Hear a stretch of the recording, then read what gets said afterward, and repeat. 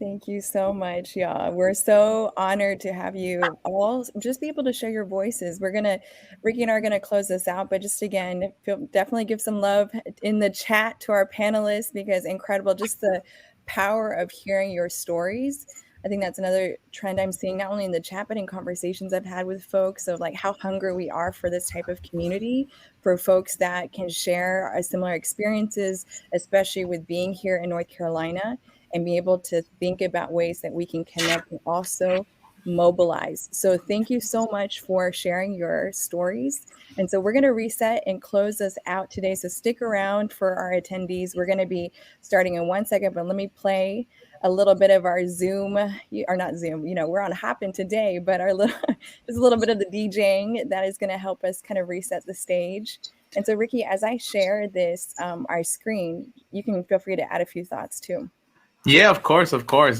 Thank you, Elaine, and certainly ditto what was just said around having the voices of those educators, folks like Dr. Ramirez and Liliana and Celeste, certainly inspired to keep fighting to make sure that we are seeing classrooms that look like the students that we work with every day. That was pretty amazing, and really appreciate the shout out that Carlos gave us as well. I have a laundry list here of things that I'm supposed to be bringing up. And so I'll bring these up about tomorrow's sessions right now. But the first thing on this list is I don't know what to do with this cupcake now, Elaine. It's melting. So this prop was cute for a minute, but I don't know what to do anymore. So I think the answer is eat it, Ricky. I think I'm supposed to eat it, right? There's a few more things that I wanted to bring up before I turn it back over to Elaine. There was a really dynamic conversation going on, but we don't see a lot of faces here. I see in the comments, I see Carol has done her homework and put her headshot there. I think filling out your profile before tomorrow is going to be really rich because you get to see not just who's chatting, but also what their background is. Maybe see their face. You might recognize some folks. And so fill out the profiles, give some people a taste of sort of what your background is, and will certainly help with the next portion that I want to mention, which is the networking. We had a lot of folks participating this morning or this first session at 3 p.m. Where people connected one-on-one, and the folks that did it really enjoyed it from all the feedback that I've already gotten.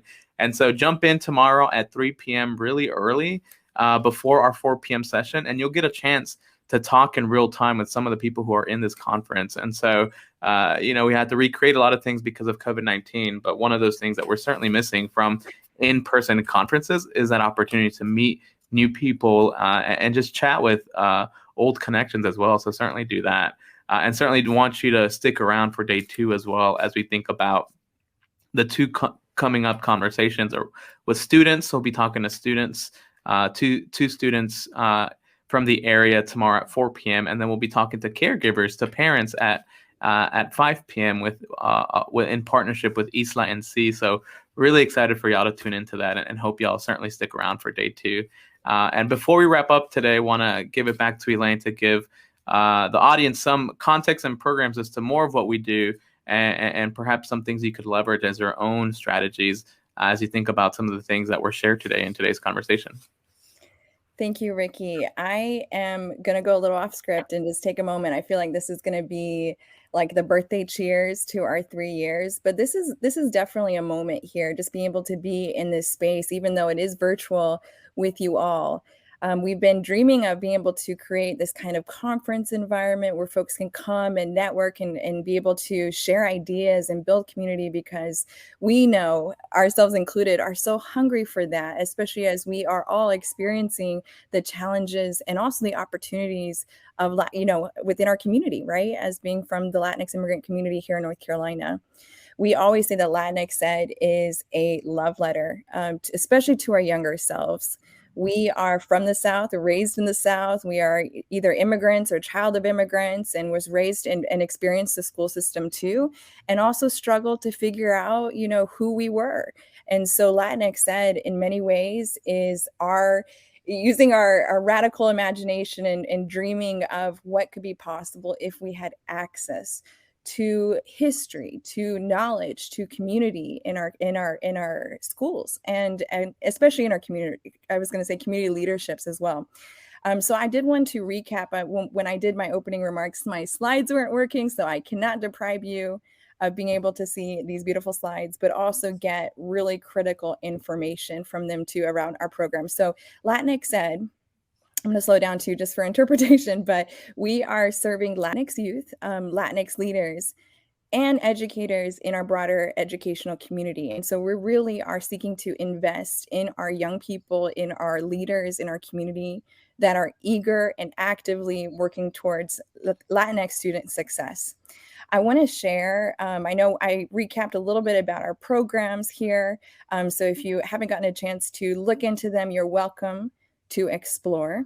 But I wanted to highlight two particular initiatives that are really critical to the conversations that we have been having today and will have also tomorrow. So first is an opportunity through LatinxEd, a program called Somos Carolina.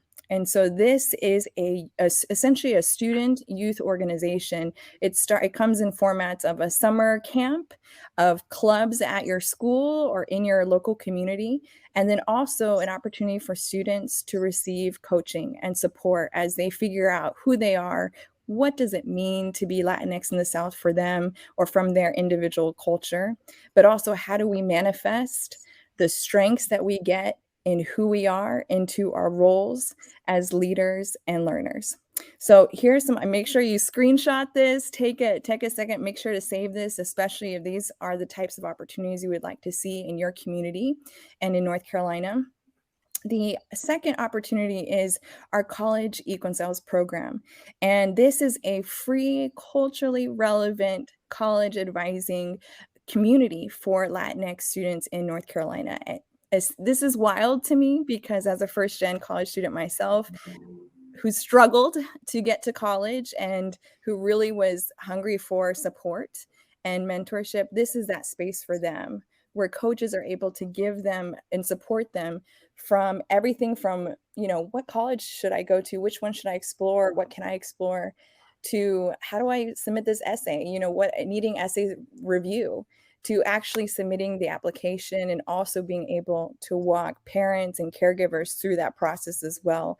So this is a really powerful space for students. We're really excited to be able to offer that automatically statewide. So if this is something that you would like to either get plugged in with your school, or maybe somebody that is looking towards college too, and we also define college as really ultimately any post-secondary educational opportunity, right? So this includes community college. This includes those four-year colleges, or really, again, matching up post-secondary opportunities with what students' interests are. So this is another really critical piece that's going to continue to help our students navigate those barriers that they encounter. And we'll learn more about those, especially from students tomorrow, as well as caregivers. So make sure you screenshot this one as well. Very important that you get this information and get plugged in. I would just want to shout out our community, our growing community. I mean, we've been at this work and laying down this foundation of LatinxEd for 3 years. As we mentioned, this is the birthday day, right? Celebrating 3 years. And so our community has just continued to grow exponentially, especially as more folks find out about the resources that we have to offer.